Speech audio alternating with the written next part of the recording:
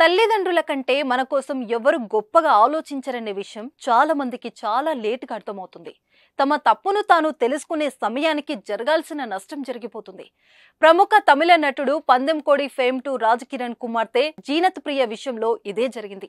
కుటుంబానికి ఇష్టం లేని పెళ్లి చేసుకున్న ఆమె తిరిగి తండ్రి వద్దకు చేరింది. 2 సంవత్సరాలు తిరిగేసరికి భర్తతో వేగలేక తిరిగి ఇంటికి వచ్చేసింది జీనత్ ప్రియ.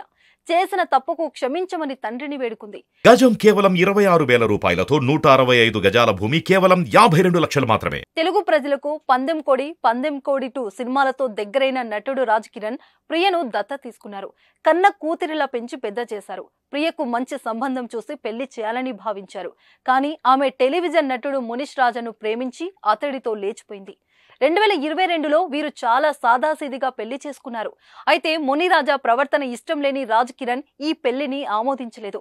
అప్పట్లో కూతురు పెళ్లిపై ఘాటుగానే స్పందించారు. ప్రియ తనకు రక్తం పంచుకు పుట్టిన కూతురు కాదని, పెంచుకున్న కుమార్తెని చెప్పారు. ఆమె తక్కువ కులం లేదా ఇతర మతానికి చెందిన యువకుణ్ణి ప్రేమించి ఉంటే ఖచ్చితంగా పెళ్లి చేసేవాళ్ళం. కానీ డబ్బు కోసం మోసాలకు పాల్పడే వ్యక్తిని పెళ్లి చేసుకుంది. అందువల్ల వారితో మాకు ఎలాంటి సంబంధం లేదు అని సోషల్ మీడియా వేదికగా తన ఆగ్రహాన్ని వెళ్లగక్కారు. దీంతో ఆ రోజుతో వారు దూరంగా ఉన్నారు. అయితే 2 ఏళ్లలో ఏం జరిగిందో ఏమో భర్త ప్రవర్తన నచ్చని ఆమె కన్నీరు పెట్టుకుంది. అతను కొడుతున్నాడని, చిత్రహింసలు పెడుతున్నాడంటూ వీడియో చేశారు. నీ మాట కాదని ఇంట్లో నుంచి లేచిపోయా, ఇక నీతోనే ఉంటాను నాన్న అంటూ ఆ వీడియోలో కన్నీరు మున్నీరయ్యారు.